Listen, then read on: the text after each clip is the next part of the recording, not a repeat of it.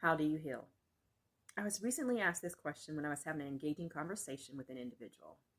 They were showing me their work of art and explaining to me how they won all these awards and yet still felt dissatisfied.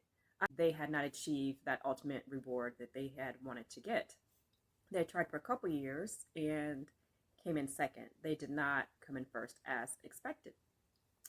But then the individual goes on to tell me it wouldn't matter anyways, because if I was to get that award, I would still feel like I'm not good enough. And if you don't know me by now, hi, my name's Maria, and my toxic trait is finding a way to use my personal development skills to overcome every obstacle.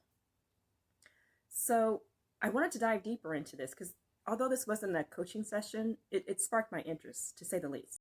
So this individual goes on to state how they basically know that this need to be something more, to be such a high achiever, and that even if they did achieve the highest reward, they were not good enough. They knew that this stemmed from their childhood. So we started to talk a little further, and I wanted to know, well, what really took place in your childhood that made you believe that you were not enough?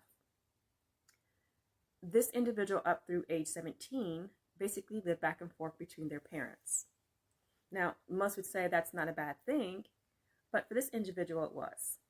Once their parents divorced, they lived with one parent who apparently had their own share of addictions. Their need, the parents' need that is, to do other things to kind of drown out their responsibilities, and the fact that they truly just did not want to be accountable for anyone else basically came into play. And every time it seemed like it was too much of a burden, they would ship the child to the other parent. So for 17 years, this individual was back and forth between each parent.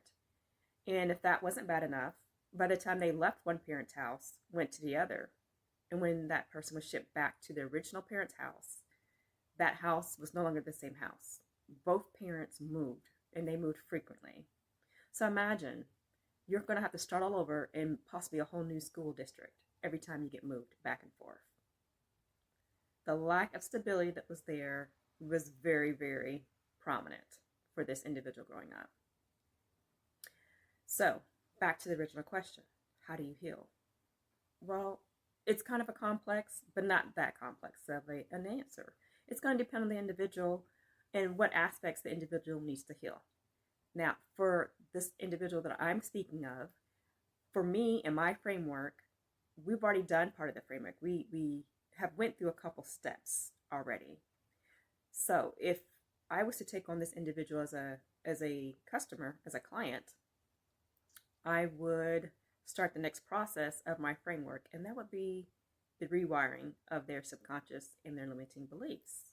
Today's topic sounds very interesting to you. Don't forget to like, share, and subscribe. Follow me for more tips.